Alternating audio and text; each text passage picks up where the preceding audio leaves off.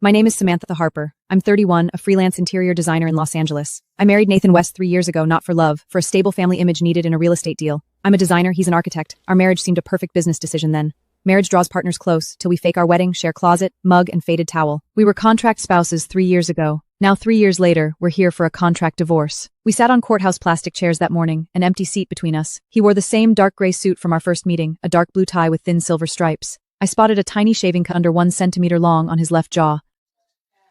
What are you staring at? You cut yourself shaving. Yeah, I rushed this morning.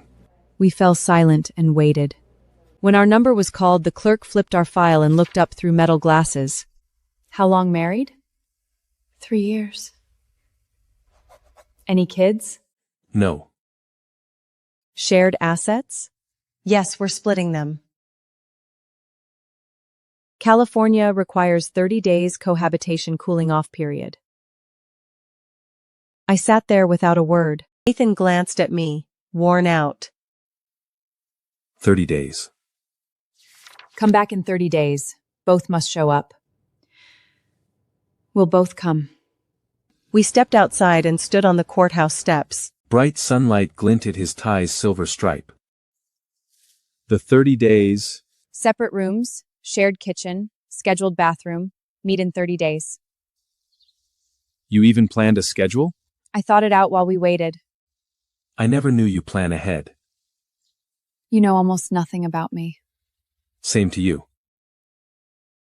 I walked down, he paused, then followed. We kept a 2-step gap these past 3 months. Day 1 of our cooling off period. It was 6:45 in the morning and I heard dishes clinking from the kitchen. He got up far earlier than he usually did. When I stepped out of the bedroom, he stood by the stove with his back to me, brewing coffee. The boiling water echoed loudly in the silent kitchen. I lingered by the hallway, watching his breakfast-making back, the same sight I'd seen for 3 whole years.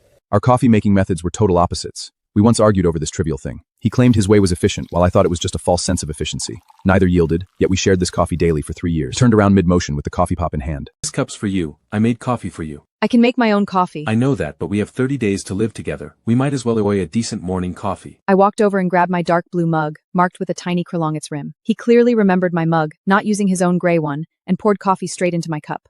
Thanks. He nodded. Separated by the island counter, we sipped coffee from our own mugs in silence. Morning sunlight streamed through the east window, casting an unnatural warm green glow over our half-dead rosemary plant. About the rosemary. I know I forgot to water it last week. It's almost dead. I'm trying to save it. I'll buy new soil this afternoon. Our conversation resembled 2 animals circling opposite corners of a cage, neither daring to draw near. Still, my dark blue mug sat right where it should be, glinting dimly under the sun. What time will you get back home today? I'm not sure. It depends on my project progress. What about dinner? I'll probably eat outside. Okay. I finished the last sip of coffee and set the mug into the sink. When I walked past him, he shifted sideways to clear the whole aisle for me. His movement was precise and restrained, as if following a rule banning all physical contact. 3 years ago, he would brush his hand against my lower back as I passed. We never mentioned when this gesture faded away. We never talked about it, yet I noticed his overly wide shoulder turn this morning, leaving me extra space between us. That extra empty space used to hold his gentle hand. In that extra space, there used to be room for a hand. Day 3 cooling off period. Dinner time sparks conflict. I'm 2 hours late with takeout. He sits on the couch, laptop glowing pale cold light on his face. He hears the door but won't look up. You're back. Yeah, I brought takeout. You said you'd eat out. Work ran late, restaurants closed. I walk to the kitchen and set the bag down. He leans against the doorframe, watching me. You could have sent a text. I revised drafts and ignored my phone. You always use that excuse. Do you ignore your phone only when you don't want to reply? I face him. Kitchen light turns him into a dark silhouette. Were you waiting for me to dine together? I wasn't waiting, just busy. Why care about my text then? Because we still live here weeks more. No basic updates will make these days tough. Let it be tough. In 30 days we separate. Treat each other as roommates for these 27 days. I pour the takeout onto a plate. He lingers by the door, then walks back to the living room. Laptop light covers his face again. I finish the half-cold meal alone in the kitchen. I place the empty plate in the sink. I walk past the living room to the bedroom, and he speaks. We never spoke this harshly before. That's all in the past. We used to share meals at one table. We only pretended to be a normal couple back then. He shuts the laptop and looks up. Side light splits his face into light and shadow. 3 years of fake marriage, I lost track of reality. Can you tell the difference now? He stays quiet a while. I check my phone 3 times waiting for you. Roommates don't do that. I stand at the hall edge, clutching the plastic bag till my knuckles pale. Then what is this feeling? I have no idea. Rest well. Your blue mug will hold coffee tomorrow morning. Day 5. He tidies the messy study.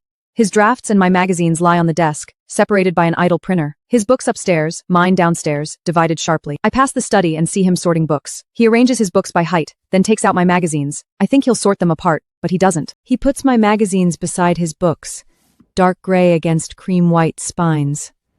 Are you rearranging the shelf? Just tidying up. My magazines were downstairs, you moved them up? It's brighter upstairs. You never cared about the dim light before. That was past. I stand beside him. Mixed book streaks books look like a woven ribbon. You changed the sorting rule. I sorted by usage, not type. You read magazines often. Do you read my magazines too? Sometimes I check your folded pages, lighting, storage issues. We watch tight book styles, close as locked teeth. You remember all folded pages? Page 37, 52, plus 3 pages on color psychology. I bought you a new issue. I turn to him. His face softens in afternoon light. You bought a new one? The old one broke, its folded page faded. I left a sealed new copy, but you never opened it. I didn't notice it. You glanced at it, but did not stop to open it. I watch him. Those tiny details are like old pages, faded but clear. I'll open it tomorrow. You don't have to. I will. The old one is broken. Sealed new one means I cling to the past. Will you keep the old issue? Yes. The worn fold is evidence. Evidence of what? It proves we stayed near. Separated by a wall, yet you knew my every page. He keeps silent, puts books away and stares at the shelf. Put old and new copies on the same shelf. They'll stand side by side. Exactly. Like us, parted by an idle printer. It stays quiet when you are here. Day 7. Tension surface over dinner tonight. I cook 2 bowls, one planned, one added after 5 seconds hesitation with leftover broth. He sits down, pick up chopsticks and take a bite of noodles. No shift on his face. You still remember I skipped cilantro? I do. You marked no cilantro on takeout and skipped it while cooking noodles. What else do you recall? I know your sleeping pose, coffee habit, angry thumb gesture. I know you scrape shoe mud on rainy days, bite pen caps, touch your neck 3 times after haircuts. We sit opposite each other, noodle steam rising and fading like a thinning barrier. He bows his head, picks up noodles and takes a bite. It tastes good. The noodles are store-bought, I only boiled them. But the timing's perfect. You handle noodle cook time better than blueprints. You used to talk a lot, then you stopped. I waited for you to speak first. I waited for you to notice everything. Notice what? The printer stays. Toothbrushes split for 3 months. You step aside and hid your memory of folded pages. Half his bowl remains. His hands lie open on the table, waiting to hold. I'll say it now. That printer's our first shared purchase. We paid extra $60 for double-sided printing. I kept it. For our first joint decision. Our last joint choice was heading to the courthouse. We went there together, sat on one bench side by side. Yet we still sit across. I can get some if you want. No need, it's fine like this. Day 9. That night, I heard him break a glass in the living room. Not on purpose. His elbow knocked the water glass off the coffee table's edge while he was on the phone. I pushed open the bedroom door and found him crouched on the floor, picking up pieces. A thin cut across his fingertip, blood beading along the plines of his palm. Don't pick them up with your hands. Already did. I walked over and crouched beside him. I reached for the handle piece. Fortunately, the cup had broken into 3 large chunks, the edges not too sharp. I dropped the big pieces into the trash, then went to the kitchen for a broom and dustpan. He crouched by the edge of the carpet, pressing a tissue against his cut finger. Let me see. He held out his palm. The cut was at the base of his ring finger, about 1 centimeter long, not deep, but bleeding more than expected. I grabbed the first aid kit from the bathroom cabinet, unused for over already expired. I tore open a fresh one. Luckily, it was only slightly past the date and pressed it over the cut. You still have the first aid kit? I do. You remember it's on the left side of the cabinet, my dominant side. That bandage expired 3 months ago, but it still works. If it gets infected... I'll go to the hospital. You used to never go to the hospital alone. He crouched on the carpet, the bandage on his finger, like a container that had just been rewrapped. I used to not, because someone used to come with me. That person's still here. That person's crouching on the carpet putting an expired bandage on me. I stood up and put the broom back in the kitchen. He sat back on the couch, still holding his finger. I'd cleaned up the broken glass, but a small damp spot remained on the carpet, reflecting dim light. That glass... You bought it for my birthday last year. A pair. Your dark blue one is still here. Mine was gray. The gray one broke. You broke your cup. I broke my cup, but yours is still fine. It's still on the drying rack by the kitchen sink. You can buy a new gray one tomorrow. I can buy one tomorrow, but the new one's handle will curve differently. I held the old one for 3 years. My fingers memorized its shape. I stood at the living room entrance nights, outside expired bandage on his finger. The sat on the cup, gray cup fragments, gone, only that small damp pot slowly evaporating. You'll buy a new one tomorrow, I'll come with you. You're free tomorrow? I have a 3-hour window in the afternoon. Those 3 hours can go to buying a cup. They can go to buying a cup. Day 11. We went to a houseware store. Not a designer flagship, the old corner shop that had been there 20 years. Shelves lightly dusty, cup the display. Picked up a gray cup, not exactly like the broken one, but close in color, the handle slightly flatter. He turned it over in his hand, looking at it from every angle. It's different. The color's the same, the handle's not. The handle's different, but it's gray. A gray cup, back in the spot where my hand expects it. That spot's been empty for 3 days. 3 days empty, but every time I go to the kitchen for water my hand reaches. Try this one. The curve is right. The color? It's half a shade darker, but it works. Half a chef, you'll adapt within 2 days. The relationship between the handle's curve and your fingers matters more than the color. You're using design logic to help me pick a cup. I'm an interior designer. Function over aesthetics. And what have you chosen for yourself? I chose you 3 years ago. When I said that standing between the shelves, I felt the air thin. He held the new cup and turned to look at me. The old shop's warm yellow light fell across his shoulders, catching the edge of the dark gray cup in a soft glow. You chose me 3 years ago. I chose you, that was a function first decision. You had stable income, we had shared projects, you were the most suitable option at the time. And now? Now I'm helping you choose a cup right the handle curl grove. That's another function first decision. But this cup will be in the spot your hand reaches for every morning. It won't be exactly the same, but it'll be there. He walked to the register with the cup. I followed. He paid, put it in a paper bag, and when he stepped out of the store, he paused. Under the awning, he turned to look at me. If I use this new cup for coffee tomorrow morning, will you be in the kitchen to see it? I'll be there. Then I'll use the new cup. Day 13. I started noticing the small changes in him. The new dark gray cup sat beside my dark blue one on the drying rack. The first morning it was isolated, an empty gap between it and mine. The second morning it had moved about 2 centimeters closer to the blue one. The third morning, their edges were almost touching. That morning I stood in the kitchen looking at those 2 cups. Dark blue, rims down, edges touching. You moved the cups closer. I did. Now they're touching. Why? Because the drying rack has fixed space. 2 cups on the same rack, they make contact, that's physics. Physics. I picked up my dark blue cup and contact creates heat transfer. My cup will warm yours. Yours, if it's just been washed, will carry a little residual warmth, that's nature. That warmth wasn't enough to change the coffees to his taste, but it was there. At the point where their edges touched, 2 vessels of different colors but similar shapes were sharing the same stretch of drying rack. What are you doing today? Client meeting in the afternoon. Back in the evening. Back? What time? Around 7? I'll start cooking at 6:30. You'll get back just in time. You're cooking? I've been learning. I went through your fridge, some things were still usable. He walked back to the living room with his coffee. I stood in the kitchen, holding my cooling cup, looking at where 2 ridges touched still on the gray cup's wall, sliding slowly down, pooling at the point of contact. Day 15. The notes on the fridge started multiplying. The first was blue, in his handwriting, there's cod in the freezer from last week. The second was yellow, in mine, laundry detergent's almost out, I'll get it Friday. The third was white, his handwriting, just 1 line, the door lock. That spring had been sticking for 3 months. I'd had to push twice every time I came home.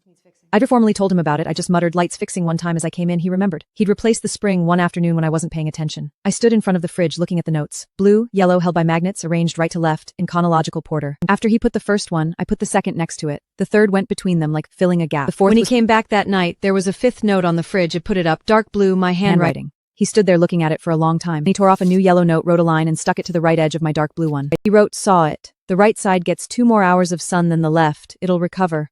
I came out for water and saw him standing there. 5 notes in a row, alternating colors, like a slowly stitched thread of different hues. You put up the 5th one. I did. You put it to the right of mine. You're extending the line. The line is still extending. How many will it go? I don't know. Maybe 30 days? Maybe more? Day 17. He made a meal. Not noodles, not reheated takeout, a full 3-course meal. Seared salmon, roasted asparagus, mushroom soup. When I opened the door, the kitchen smelled of butter and lemon. He stood at the stove, wearing that faded old apron, his profile softened by the steam and heat. You're back. You cooked. I did. Made too much. What you don't finish can go in the fridge. I changed my shoes and walked into the kitchen. The table was set. 2 plates, 2 sets of utensils, 2 cups, gray and blue. They sat at diagonal corners of the table, like 2 coordinates slowly drawing closer. Today I skipped my afternoon meeting, went to the market, bought the fish and asparagus. On the way back, thought about when the last time I cooked was. Thought for a while. Couldn't remember. So I made one today. He took off the aprons over Yevgrov's plate, madame, and sat in the chair across from me. The distance between us was about 4 feet. I took a bite of the fish. Crispy skin, tender flesh, the salt and pepper balanced. Good. Better than last time? Last time was noodles. This is salmon. Different category. But it's good? It's good. How much butter did you use?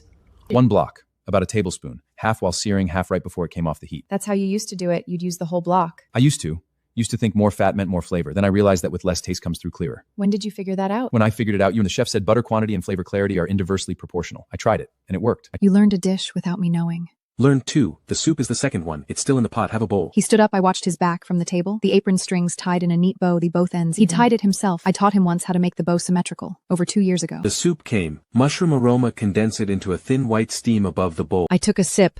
Warm, savory, a faint hint of pepper at the end.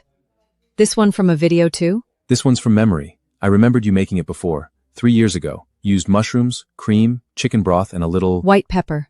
White pepper. I remembered. I held the soup, the warmth traveling from the bowl to my palm, from the surface to deep in my knuckles.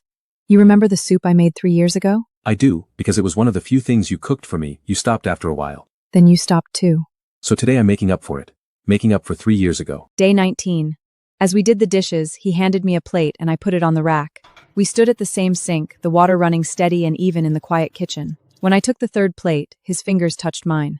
Not on purpose. The plate's edge was slippery and he'd needed to adjust his grip. That fraction of a second of contact created a brief pause. He didn't pull back immediately. His fingers stayed there, tips pressed against mine, like checking whether a long shut circuit could still carry a signal. Then the water ran down and washed the soap's fogs from both our fingers. He pulled back. The plates are done. They're done. There's still soap on your hands. I looked down, a thin layer of white foam still on my fingertips. He reached over and turned the tap on, letting the water run over my fingers for a few seconds. After the foam was gone, the water slid off the tips of my fingers. It's off. It's off. He turned off the tap. Between us sat the empty soup pot slowly cooling, the lemon scent of dish soap mixed with the lingering butter flavor from dinner.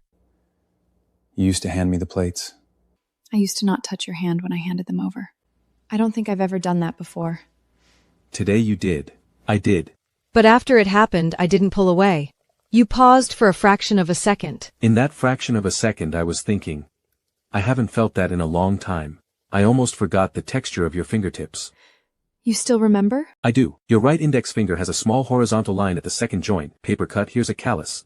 Bring a pen for years. The 2 stout I mentioned, the teas him on your desk with the 2s, and not only do having liked, he'd stored knowing them in a space only he had access to. You remember the small things about my body. That kind of contact leaves data. And today's contact created a new data point. The conclusion is the sensation is still there. It didn't disappear. It was just in a folder I hadn't opened for a while. Today I reopened it. Day 20. I started having trouble sleeping, not from anxiety, a low, steady hum of excitement. Lying in bed with my eyes closed, I replayed the moment his fingers touched mine, his words about the scar on my index finger, the way he'd placed the new Grey Ray cup next to Live My Bloom light still on. He was on the couch, a half-read architecture magazine in his hands. You're awake too. He didn't look surprised when he saw me, like he'd expected it. Can't sleep. Same. I walked over and sat on the other end, about 3 feet between us.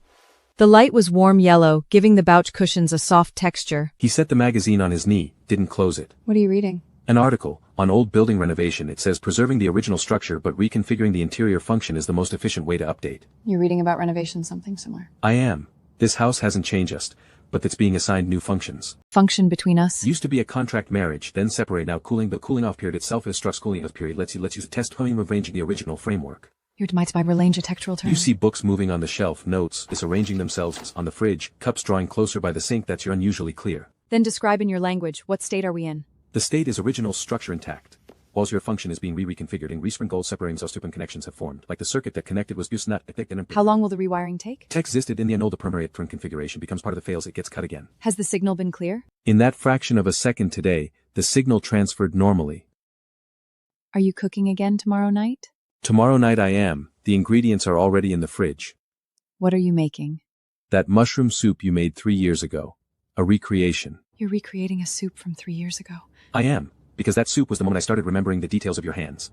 When I drank that bowl, I noticed the callus on your left hand for the first time. Day 21. He recreated the soup. The taste wasn't exactly the same. He used less cream than I had, slightly more pepper. But the overall shape was familiar. I sat at the table drinking it while he sat across from me, fingers wrapped around the new gray cup. Not drinking, just watching. The taste is different. I know. I adjusted the recipe. Why did you adjust it? Because I'm not recreating your taste from 3 years ago, I'm recreating the taste I can make now. The soup 3 years was yours. The soup now is mine, but they're nauseous, but not the same dish. So you're creating a new one. Creating a new one, he said, using griot lichen 3 years ago, watching you make soup. Live I look down at your technique has changed. It has. I've become the person who can complete this dish on my own. Do you still need the person who made it 3 years ago? I do, because she wrote this dish into my procedural memory. But now when I make it, I don't need her standing beside my guiding drink. She can sit across inversion. I finished. The empty bowl sat on the table, a thin ring of oil still on its rim. He reached over to and said it's like acto ben friendsen under a mix. Tomorrow night, I'll cook. You'll cook? A new dish? You recreated mine, now it's my turn to recreate yours. What have I made that's worth recreating? Breakfast, fried eggs. You don't use butter, you use olive oil. The egg whites get crispy around the edges. That's your technique. You remember how I fry eggs? I do, because it was one of the few things you cooked for me. You stopped doing it too. I'll make it tomorrow morning, for you to watch. You'll sit across the table, no helping. I won't help. I'll just sit there. Day 22. She made the fried eggs. Olive oil crackled in the pan, the egg whites browning at the edges. At the stove in that faded old apron, left hand on the pan handle, right hand lift the egg's edge with a spatula, let the hot oil run underneath. She sat across the table. Didn't help, and exactly his signature beat just out there wobbling slightly. You made it. I made some things happen. Not all of them. Which ones didn't? I didn't say not enough salt or the heat's too high while I was cooking. I used to. But today I didn't. I just fried the egg, then brought it over. You've improved. Improved. But the reason isn't technique. It's that the person sitting across didn't speak. She just sat there. Her silence itself was pretty white of egg white mouth and soft spreads my tossmite at the same time. Good. Better than 3 years ago? I had your fried eggs once 3 years ago. You were nervous. The egg broke. The yolk ran out. You remember that day? I do. That was our first week of marriage, first time you made me breakfast. The plate was shaking when you brought it over. You said they are yolk bros that, but it done made you to think choosing me was the right decision. That day you did make me feel like. After that day, because the yolk broke. Today the yolk didn't break. He looked down at his fingers on the table, but I was still didn't nervous. Though we nervous caught to know if still say was still edible. I swallowed the egg white. I'd still say it. Say what? The yolk is intact, but I could also accept it if it were broken. Like a vessel being slowly warmed. And now, what can you accept? I can accept you continuing to make breakfast. I can accept you remembering my callus on no fridge. I can accept the fixed door lock. I can accept the new cup sitting You next. accept what after 30 days?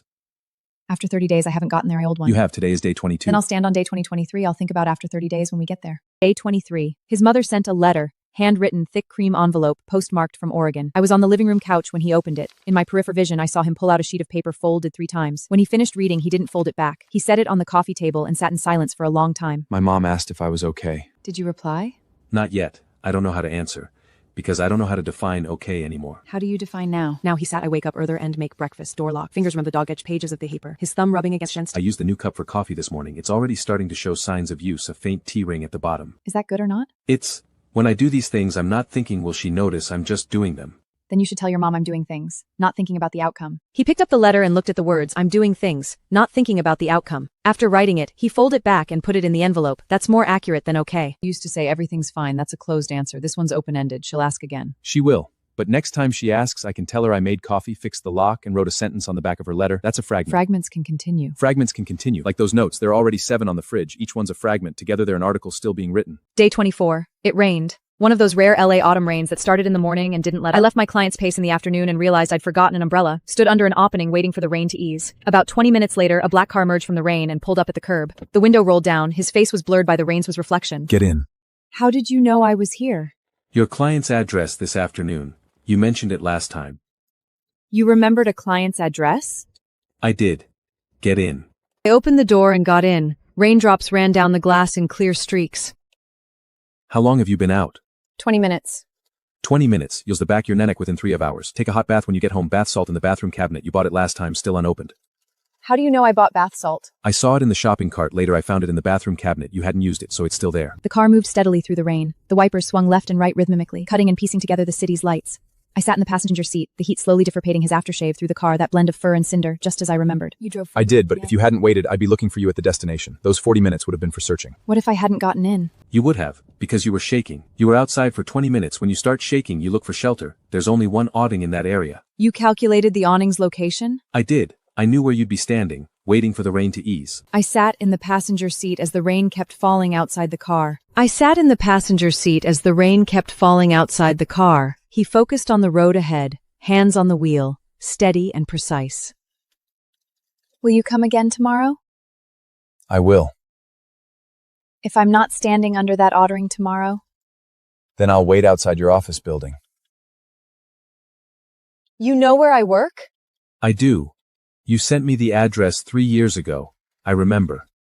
Day 25. There were now 9 notes on the fridge. The color sequence: blue, yellow, white, light green, dark blue, yellow, light pink, gray, cream. The 9th was mine, cream-colored, one line. Tomorrow is 6, 4 days left. I have a question. The next morning, he stood in front of the fridge, reading it. Then he tore off a new light pink note and placed it to the right of mine. He wrote, "You can ask now. The answer can also be on a note." When I finished reading it in the kitchen, he had his back to me, making coffee. I'm not writing it down. I'm asking in person. Ask. You have 4 days left to think. When we go to the courthouse, when you get there, will you sign? Do you want me to sign or not? I'm asking about you. I'm waiting for yours. I'm waiting for yours. I don't know this. Read it. I stood there for a long time. Then I wrote the pink one and put it up. But when I wrote it, I didn't have an answer in my head. I just had a question. What question? If I still don't know by day 29, will you help me decide on day 30? I won't decide for you. That's your decision. But what if I want you to be part of the decision? You want me to be part of it? I want you to be part of it. I want you sitting next to me, not across, next to me. Then we'll look at the documents together and you'll say, turn to the last page. After I turn to the last page, you can draw a line in the signature box. I can too. 2 lines can be parallel or they can intersect. The content of that last page is up to you. Decide in 4 days. I won't decide now. The continuous side and continues going up. Cups can continue sitting side by side. Day 26.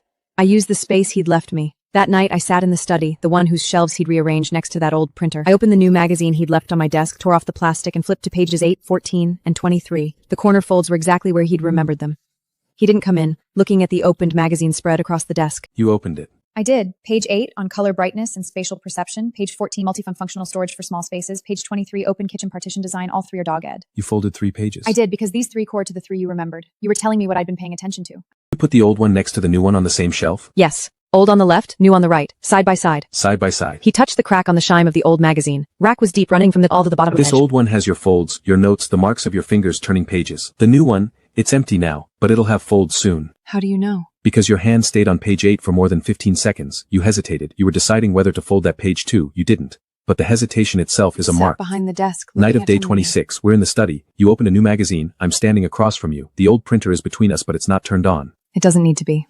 It doesn't. It just needs to be there, like a component that's retired but kept. It represents we once made a choice together. It also represents we once stood in front of it together. I was beside you when you picked it. You hesitated over the extra $60. I said, get it. I'll make that 60 back. You made it back. I did used it 3 years. I printed design sketches, the notes you left me to court dress, but it's made here because Equanimity chose it. She was next to me. Day 27. I found his shirt in my closet, a dark gray one folded and placed next to my cardigan. I didn't remembered one day. Maybe I'd put it there while organizing. Maybe I'd hesitated and decided not to move it back to his there. Sharon's doing a conish light colored. I saw it. The dark gray cotton, a slightly lighter patch at the cuff from where he always rolled his sleeves. I reached out and touched the worn fabric, soft, folded, and rolled many times over. My fingertip rested there for a moment. He walked into the bedroom to get something. My finger was still on that worn spot. He didn't come closer, but he saw it from the doorway. That's my shirt. It's your shirt. On the shelf. It's on your side. It's next to my cardigan. How long has it been there? I don't remember. Maybe last week? Maybe longer? Is it on your side because you put it there or because it drifted? I put it there, but I didn't think much about it. It just felt like it belonged there. He stepped in. The bedroom was smaller than the study. One step halved the distance. You put it there. Didn't think much, but you did. I did, and it stayed. You didn't take it back. I didn't because it looked right there. Dark gray and light cream on the same shelf. Colors complementary, materials similar. That's design logic and closet logic. And it's also the logic between us. Clothes can mix, boundaries can loosen. One day until day 28. Do you have an answer ready? Not yet, but the worn cuff of my shirt's been on your shelf for at least a week. That position hasn't been marked needs moving. That's a data point. Will you have collected all data points by day 29?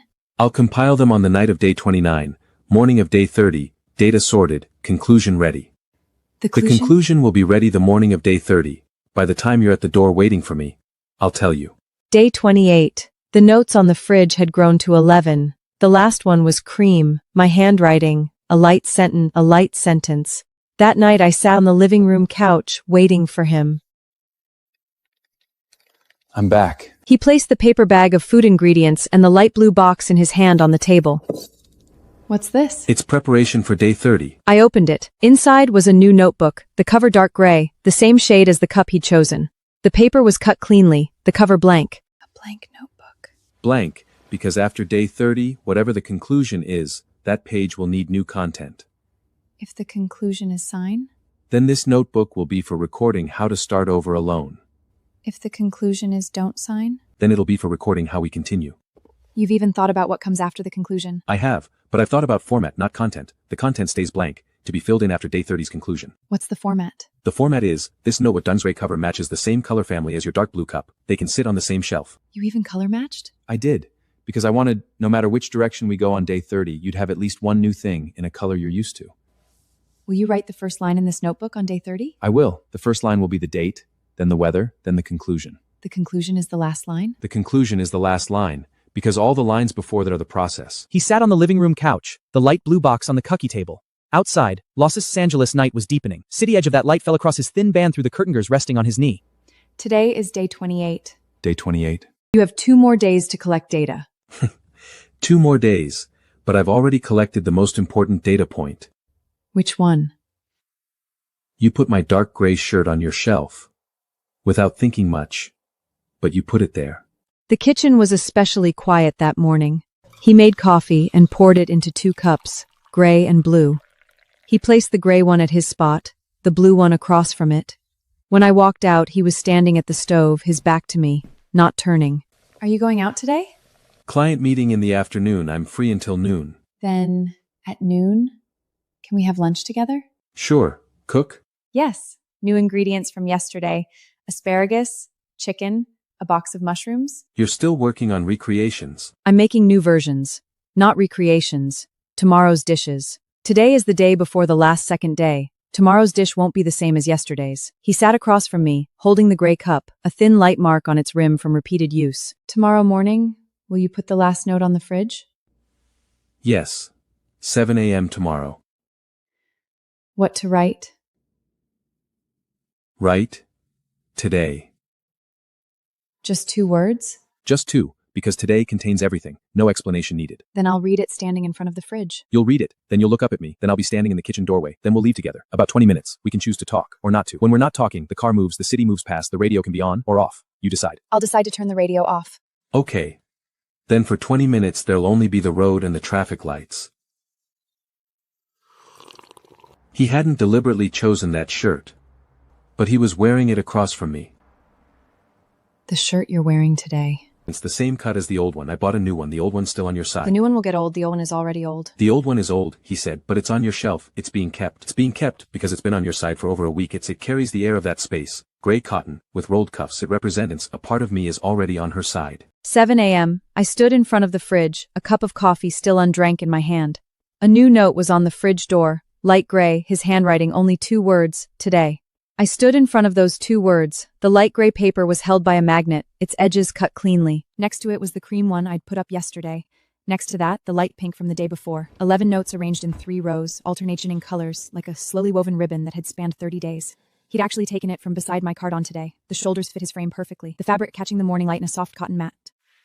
You wore it. I did, because you kept it for a week. Today I'm letting it spend a day back on me. Tomorrow it might go back to the shelf. Tomorrow's decisions are for tomorrow. Now, we're leaving. I set down my coffee cup and picked up my keys. As I patched the edge of the gray note, and smooth, dry, still holding the morning's fresh warmth. You put it up before we left? 6:45 a.m., you were still asleep. I stood here and looked at it for 5 minutes. 5 minutes. 5 minutes, because it was the last note. Once I wrote it, the sequence on the fridge was complete, 11 total. From 1 to 11.